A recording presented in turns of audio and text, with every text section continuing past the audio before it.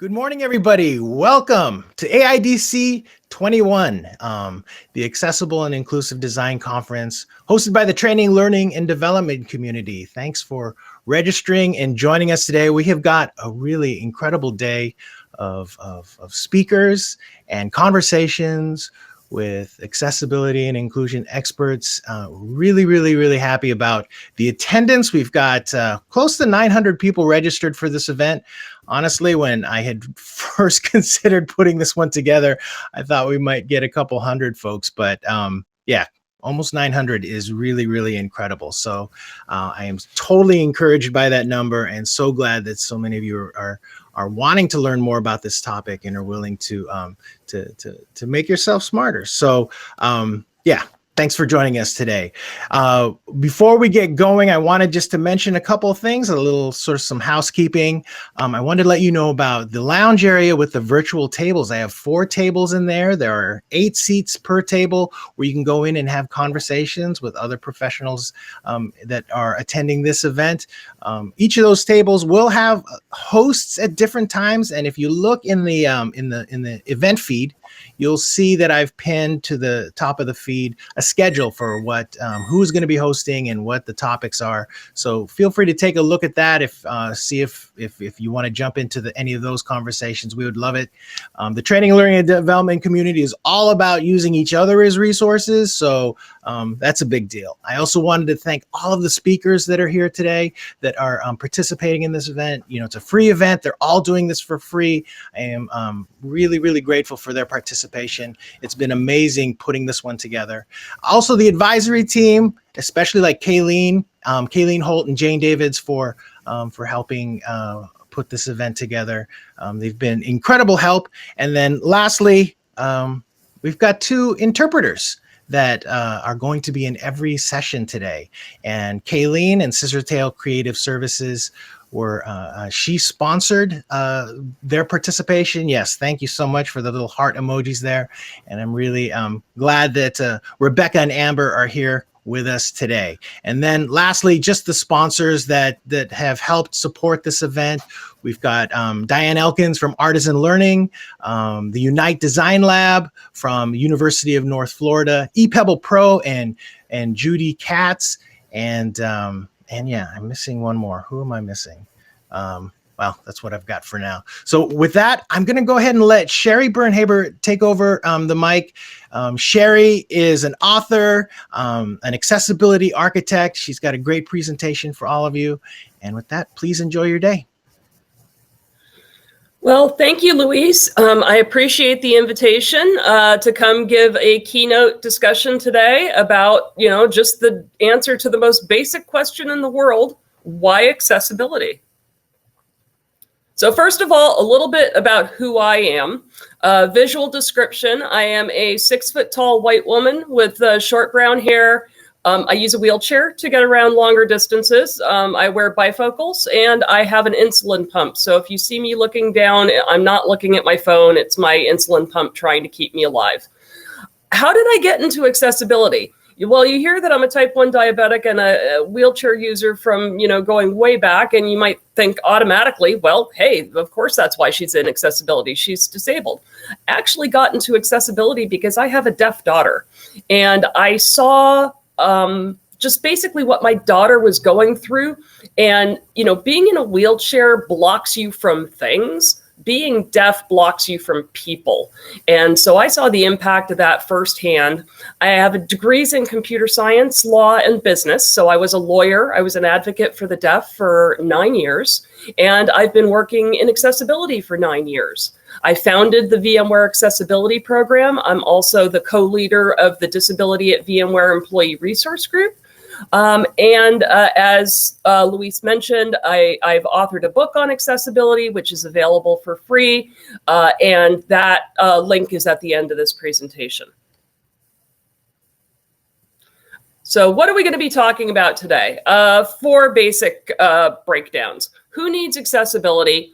Common areas of accessibility concern, and my focus is largely on content. There's obviously a lot of coding issues, but there's maybe not a lot of developers in the room since this is a design thing. So I handpicked a few of the accessibility requirements pertaining to design and content, how to get accessibility experience, and the fact that accessibility is everywhere. Okay, so start with the basics. Who needs accessibility? So this is a photo, a collage of a number of famous people with visible disabilities. So we have Owen Simmons, the Xbox boy. He was in the Super Bowl ads, and with the adaptive controller, he was able to play Xbox with his brother and his friends. Stephen Hawking obviously used a lot of assistive technology when he was alive in order to speak and get around. Stevie Wonder is blind. Madison Del Rosario, when I get to go back to my office next week, I have her Barbie on one of my shelves. Kind of wish that they'd had it 40 years ago, when I really liked Barbies, but now is good enough. And then finally, Marlee Matlin, who is a sign language user. But disability is largely, and this might be surprising to some of you, about hidden disabilities. Only 30% of disabilities are visible. 70% are hidden. So Selena Lopez has had a kidney transplant. She has lupus. Millie Bobby Brown is deaf in one ear. The reason why the Facebook colors are blue is because Mark Zuckerberg is colorblind. That's literally the only color he sees well. Bono, those rose-colored glasses he's been wearing for 30 years aren't some kind of, Hollywood rock star affectation.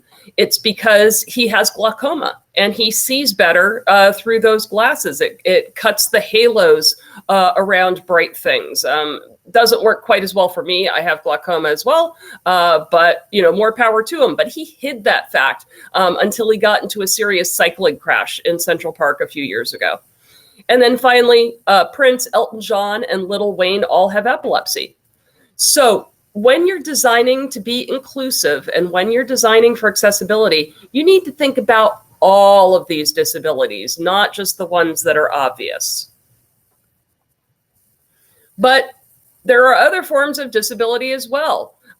For every congenital disability or acquired disability, such as a limb difference, you're going to have even more individuals who are temporarily disabled, perhaps a broken arm or a rotator cuff injury that has the exact same impact on those users as having a limb difference. And even more people that will have situational disabilities that will resolve very quickly, but for the few minutes that situational thing is happening, exact same impact. As a temporary disability or a permanent disability. When you add all of these things up, you're probably talking about 30% of your population. So when you have a really narrow view of just visible disabilities, things that you can see that are obvious, you might think, this accessibility thing, it doesn't really impact that many people. When you broaden your definition to what is reality, which is all these invisible disabilities plus temporary and situational disabilities, you're talking about the largest minority group in existence. So now we're going to talk a little bit about common areas of accessibility concern. Remember, the focus here is on design. I only have, 40-ish minutes, so this isn't intended to be exhaustive. Please give your questions to Luis. If Luis thinks that a clarification is really important, he has permission to interrupt me so that I can give you that information. Okay, so number one, captions. The captions on AirMeet, which is what we're using right now, the auto captions are fairly good. But up until February of last year, captions were pretty bad, AI-based captions. So this is my friend Meryl Evans. And on the left-hand side, that's her talking. Meryl is deaf. She actually has two accents. She has what we call a deaf accent. Deaf people tend to speak in higher frequencies with a little bit of a nasal tone to their voice. But she's also from Wales. And so she's got a Welsh accent on top of being deaf. So the left-hand side, she's got custom captions. And then the right-hand side is YouTube captions. YouTube captions are not super awesome. YouTube captions are never a substitute for good captions. Do not assume that YouTube captions will convey the same information or anything that's essential. And the things that make auto captions worse are accents, as I mentioned, and also technical terms that aren't in the captioning dictionary. If I say, hyperconverged Kubernetes infrastructure, okay, that actually came out okay. But I've trained myself to speak in a way that is optimized for caption engines, and not everybody has done that. So captions, easy checkbook engineering problem. $1 a minute, you solve the problem. You don't have the $1, you can do it yourself. The next thing that causes a lot of issues is color contrast. So on the left, I have a black on white example. So in accessibility, we look at something called color ratios. And the color ratio is a number. Yes, there's math, but you don't need to know the math because there are tools that will do the math for you. Yay. So the range goes from 1 to 21. 21 is black on white. It's the strongest contrast you can get. 1 is a color on itself. Okay, so it's invisible. Everything else is somewhere in between. So the rules for color are that you can't do anything that's below 3.0 to 1. So that means 1/7 of color combinations aren't going to be allowed, okay, because they're going to be too soft for people to see. The other thing you have to worry about is color blindness, especially in tech, which is where I work right now. I work for VMware. 6.5% of our R&D department is colorblind.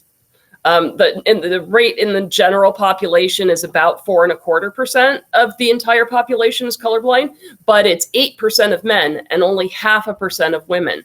So when you get into a field that's predominantly male, you're going to see much, much more color blindness.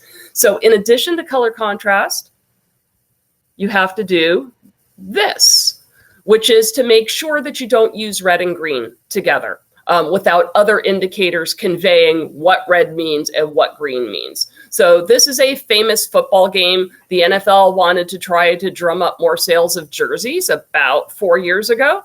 And so they gave teams different colored jerseys than they would normally wear. So on the left, because we've got no names on the jerseys and the numbers are kind of covered up by, the football players trying to clobber each other, we have one team in green and one team in red.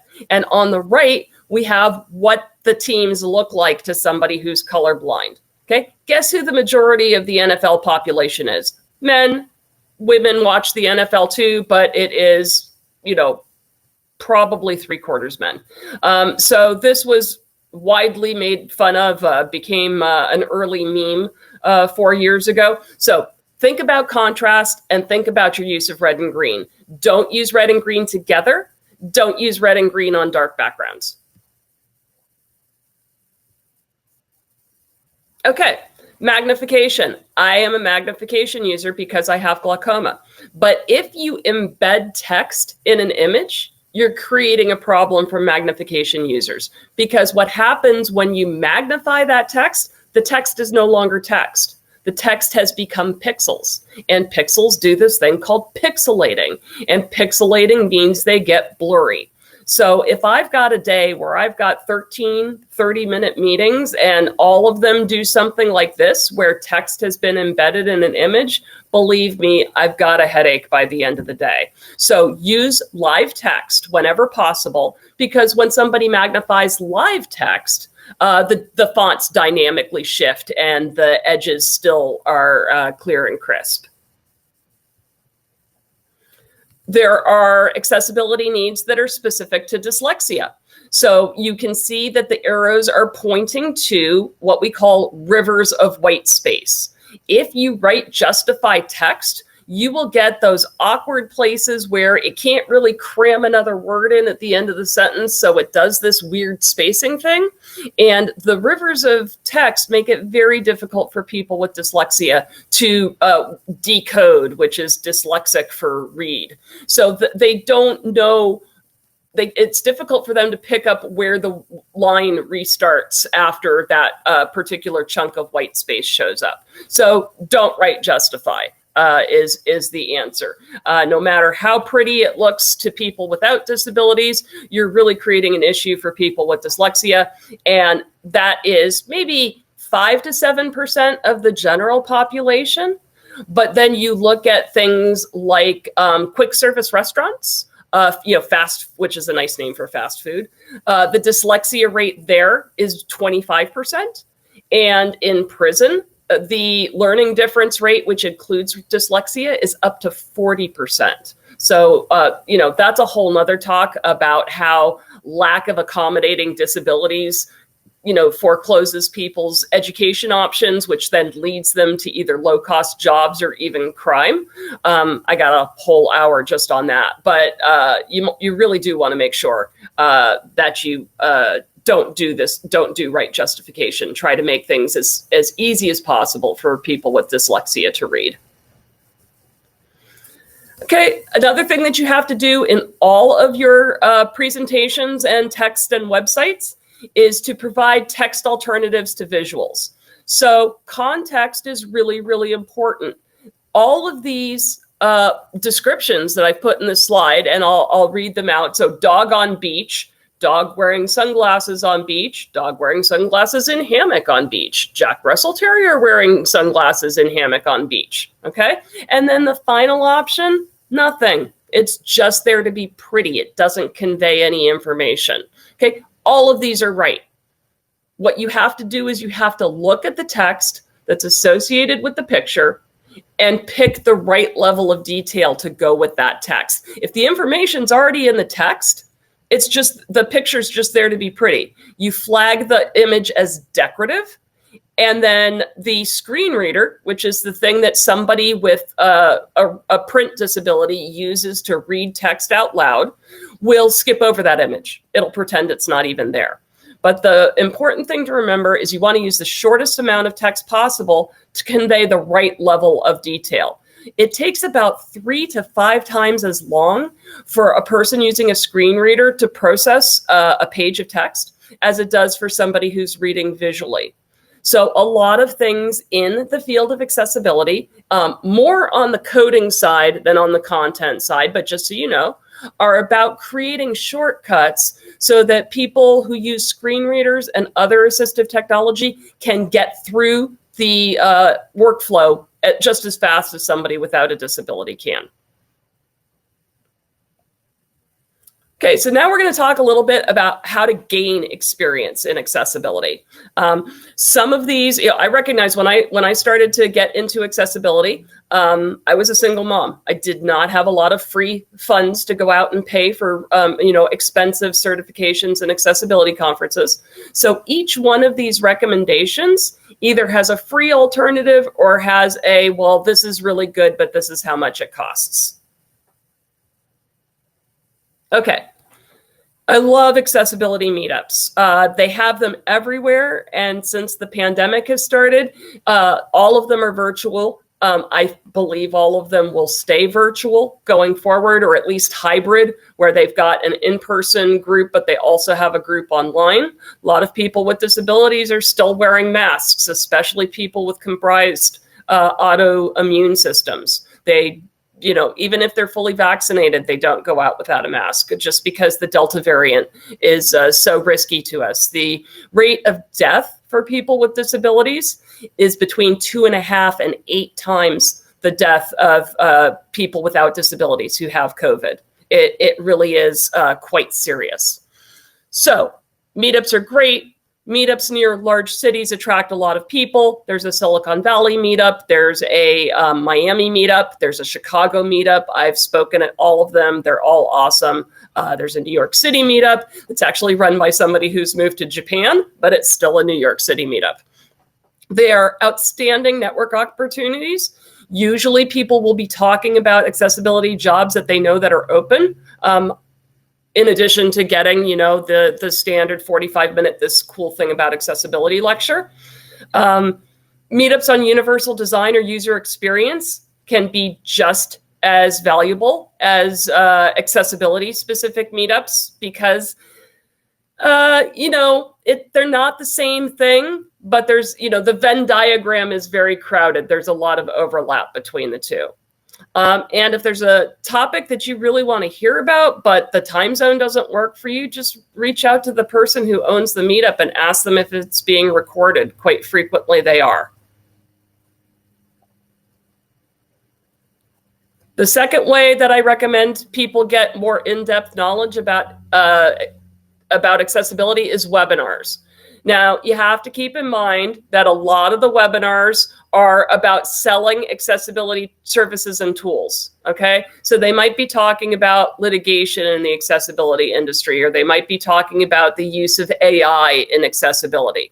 You need to keep that in mind when you're watching them. Once you discount that out, the tools and service companies do a lot of webinars, ranging from basics to future trends to technical reviews. So Level Access is really good.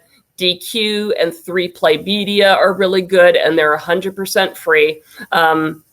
Site Improve is another one. And there's other accessibility up-and-coming consultancies like Fable and Essential Accessibility. Both of those are based in Canada. They're starting to do some good stuff as well. IAAP is the International Association of Accessibility Professionals. They charge for their webinars, but if a standard webinar is, a bowl of spaghetti, the IAAP webinars are a 10-course meal. It's really like going to a 2-hour college lecture on accessibility. Most webinars go broad because of the audience. IAAP webinars go deep. So $39 for members, $79 for non-members. I think some of the webinar recordings are free. And to get there, you need to go to accessibilityassociation.org. If you just put in IAAP into Google, it will take you to the International Association of Accessibility Professionals. No, sorry, administrative professionals. It's all about executive administration, so that's not the right site. Okay, you definitely want to register from accessibility newsletters. If you're going to have a focus on accessibility, you need to be up to date on the legal trends, especially if you're based in the US, because the US is super litigious and there are things going on every single day. I literally posted an article on LinkedIn today about something that happened yesterday with respect to accessibility litigation. I really recommend Lainey Feingold's newsletter. She is an accessibility mediator, so she's a lawyer who mediates accessibility disputes. Seyfarth Shaw is one of the leading legal firms focusing on accessibility. And then there's a couple of really good general curated accessibility articles that just send out a weekly dump of new accessibility articles that are in, Forbes, Medium, all kinds of different publications. So a couple of those are Accessibility in the News and A11Y Weekly. If you're an IAAP member, they have a chat board for members where you can ask questions, and they also have a newsletter that you can sign up for where they talk about upcoming events and things like that, not just focused on IAAP, but focused on the accessibility industry in general. Okay, more immersive multi-day sessions. There are conferences one's called CSUN, which stands for Cal State University Northridge. They're actually the organization that hosts that particular, I think it's a 3-day conference. And then there's a couple of days of workshops that you can do ahead of the conference. So you can make it a whole week if you want to. Higher Ground focuses on education, as does Access U. There are regional ADA conferences, so lots of hands-on workshops, lots of discussions about new things that are going on in the field of accessibility. Like, for example, I spend a lot of time talking about accessibility virtual reality because that's something that I'm working hard on. Then there's a bunch of conferences that are free, and I've listed those here as well. AXCon, Adobe Digital Experience, the Microsoft Ability Summit, and the Bay Area Accessibility Camp. All of those were free in 2021. Many of them have online recordings from the previous year that you can go to. And then also, non-accessibility conferences are starting to have accessibility and disability tracks. That's actually been my focus this year in terms of speaking engagements. I do about 30 speaking engagements a year. My company, VMware, encourages me to reach out and work with people on this.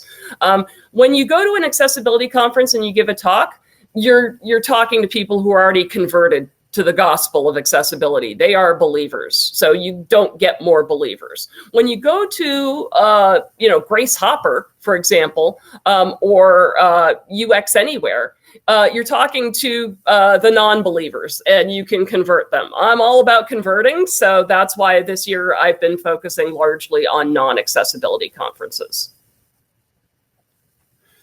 Okay, so if you're going to go into accessibility, you need to learn how to use the tools that the people with disabilities use. There are many free screen readers. One of the most popular screen readers is called NVDA, which stands for Non-Visual Desktop Access. That runs on Windows. NV Access, which is the nonprofit in Australia that gives away NVDA, has a training program for about $35. It's well worth the money. The reason why most screen readers work on non-Apple environments is because Apple has done an amazing job at integrating accessibility into their platforms. It's actually built into the operating system. It's on Mac OS, so it works on iMacs and iPads, and it's on iOS, so it also is built into any iPhone that you pick up. So the screen reader is called VoiceOver. It is so good, there is no market for other people to even give away screen readers for Apple. It's the #1 platform of choice for people who use screen readers. And if people with screen readers aren't using VoiceOver, it's because they can't afford a Mac. It means that they, cost-wise, they're restricted to Android or PCs. TalkBack is the Android equivalent of VoiceOver. It works very differently, but it has the same and I interpret and read out loud things that are visible on the screen. And then finally, there's a second Windows screen reader called JAWS. JAWS is what people who need to use screen readers, this is what they use. There are a lot of bells and whistles built into it that NVDA doesn't have, but it's also very expensive. So you can get the demo for free, but it means you have to be continually rebooting your PC. The demo will only run for 45 minutes. Or you can buy a license, which usually runs about $1,000. Then there's a whole lot of browser add-ons and free tools that you can use. I mentioned I was going to talk to you about the color contrast and tools that you can use to measure the color contrast without having to understand the math, where you just select the two colors and it spits out the number for you. So the two that I like, one is by the Paciello Group, and it's called the Color Contrast Analyzer. The other is by Stark, and it's a browser plugin. So both of those are really good. There's also a number of code sniffing tools that you can install at the browser level that will actually look at a web page, analyze the code, and tell you if it sees any absolute accessibility failures, or if it sees things that need to be inspected more deeply. Volunteering is a great way to get exposure. There are 50 guidelines that you need to understand today for WCAG. But the most important thing isn't understanding the 50 guidelines. The most important thing is understanding how people who need to use assistive technology, so we call these people native assistive technology users, how they think, behave, and interact with information. You will learn more from watching somebody who's blind use a screen reader for 30 minutes than you will ever learn from playing around with a screen reader yourself. So it's important that you also get multiple exposures. We get what we call mixed mode users. We have people who use both screen readers and magnification, for example, because they're legally blind, but they can still read under very particular circumstances. Or myself, I use both a keyboard and a mouse. Okay, I start the day using a keyboard. If I get really tired by the end of the day, I end up switching to the mouse, even though my preference is to use the keyboard. So two people with the exact same disability can use assistive technology in completely different ways. A common separator between these two identical individuals is whether the disability is congenital or acquired. Congenital disabilities, we have had our entire life to get used to this disability and to create compensatory mechanisms and to learn how to use the assistive technology. So just to give you an example, I have a daughter who's deaf, as I mentioned, and her 19-year-old sister, who had never been to the doctor for anything but vaccinations, woke up one morning and couldn't hear out of her right ear. So same disability, my congenitally deaf daughter doesn't consider it a disability. Okay. My daughter, who had perfect health and then woke up deaf on one side one morning, completely flipped out, right? It was so different and so sudden. And I had this ability, but I lost it. There's a completely different psychological approach to congenital versus acquired disabilities. So keep that in mind when you're doing user research or working with people with disabilities. It's always a good question if it's asked thoughtfully. Some great places you can volunteer: Lighthouse for the Blind, Center for Independent Living, March of Dimes. There's museums that provide assistive technology and guides who are trained to take blind people around the museum. And then Nobility, which is KNOBILITY.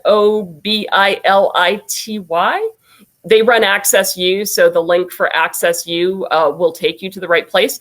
Every year they run something called AIR, which is the Accessibility Internet Rally. And they take groups of people who want to learn about accessibility and groups of nonprofits who need accessibility work done for free on their sites and pair them up. And it's a hackathon. So that's a really great way to get accessibility experience as well. Okay. IAAP, as I mentioned before, currently has 4 accessibility certifications. CPACC is for accessibility managers, people who manage accessibility programs. WAS is for hands-on testers and coders. ADS is on making PDF files accessible, but other files, but mostly PDF files. CPABE is for accessible built environments. It's about the Americans with Disabilities Act building codes in terms of making bathrooms and parking spaces and kitchens accessible. DQ, who I mentioned earlier, has excellent training, which is relatively decently priced. It's $35 for the CPACC training. It's $150 for the WAS training. They have scholarships available for free if you have a disability. So if you have a disability, you don't even have to pay for it. Okay, other certifications that you can get are the 508 Trusted Tester Program. This is the U.S. federal government accessibility standard, which is WCAG 2.0. It's the older version right now. Hopefully they get their act together and update it eventually. 2.1 has been out for over 3 years at this point. It is free, but it's an enormous time commitment. I've heard numbers between 80 hours and 120 hours. Ironically, I'm the one who took 120 hours to get through it when they updated it last time, because I already know everything about accessibility. I don't say everything, but I know enough about accessibility to do an audit. I had to retrain myself to do it the way the government wanted it done, and it was a fight with my brain all along. The 80 hours was from a kid from college in India who just wanted to learn about accessibility and had never done it. So it's actually, it's a little bit ironic that it's easier and faster if you know nothing about accessibility than it is if you know a lot about accessibility. So this is a program that does not allow you to sit around. You have 90 days to finish it from the time you start. And if you're silent for more than 10 days, they kick you off and you have to start over. So you don't want to sign up for this program unless you're really committed to knocking it out in the time period allowed. But like I said, totally free.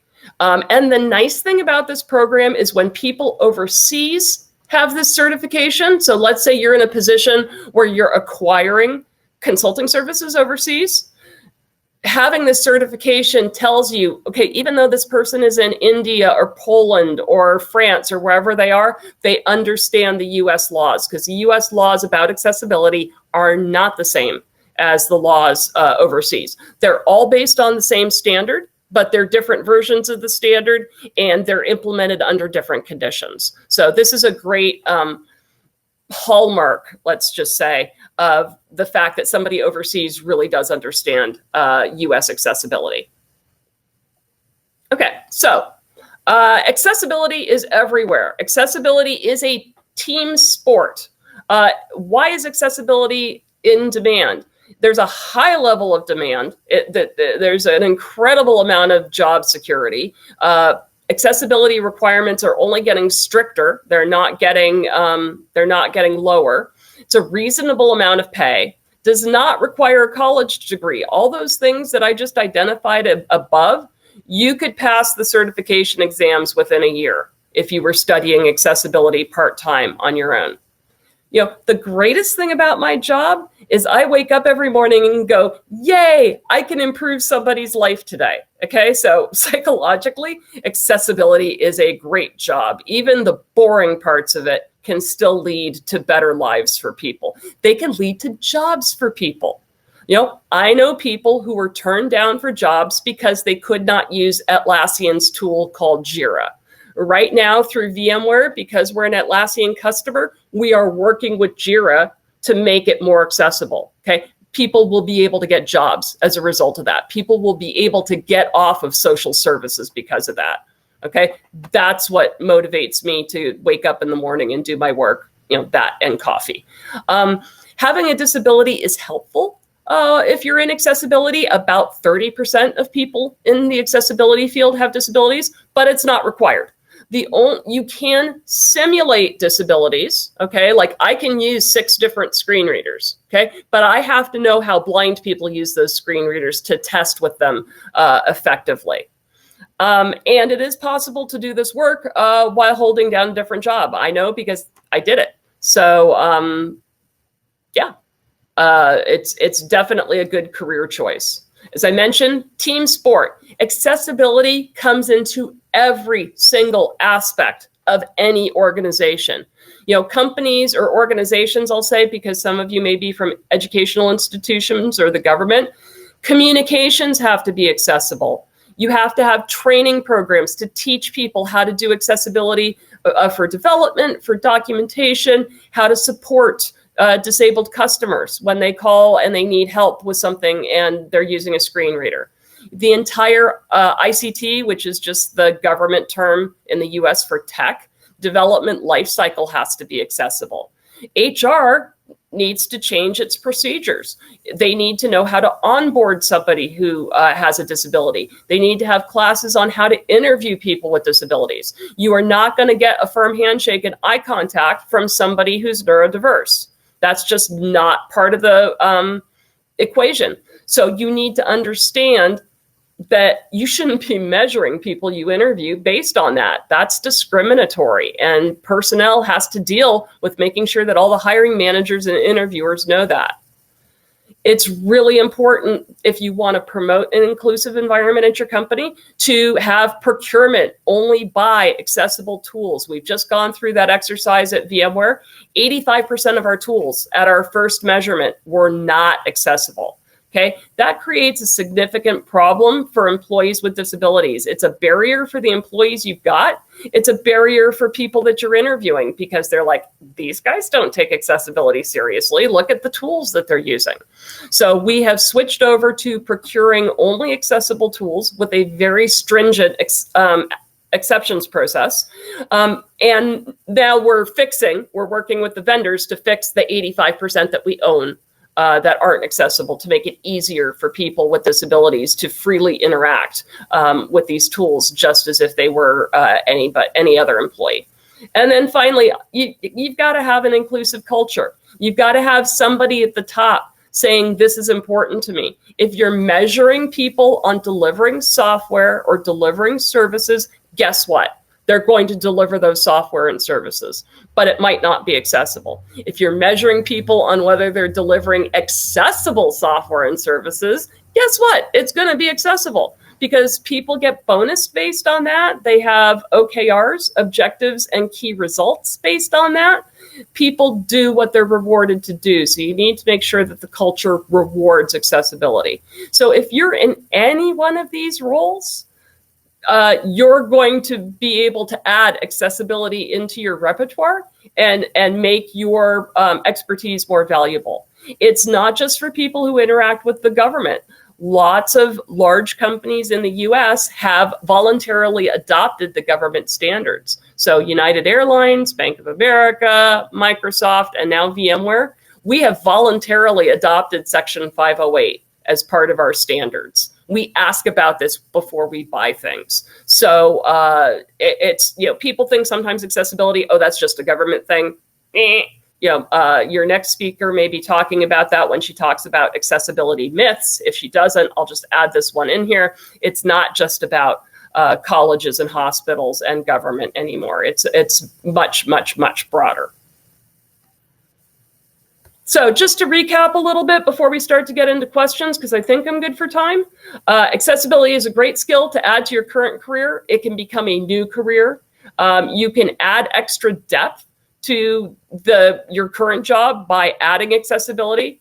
And accessibility really needs to be baked into the DNA of every organization. Just because you haven't heard that there's a problem doesn't mean that there's not a problem, okay? You get into this vicious cycle where engineering people will say, well, nobody's reported that we have an accessibility problem, so we don't have any disabled users.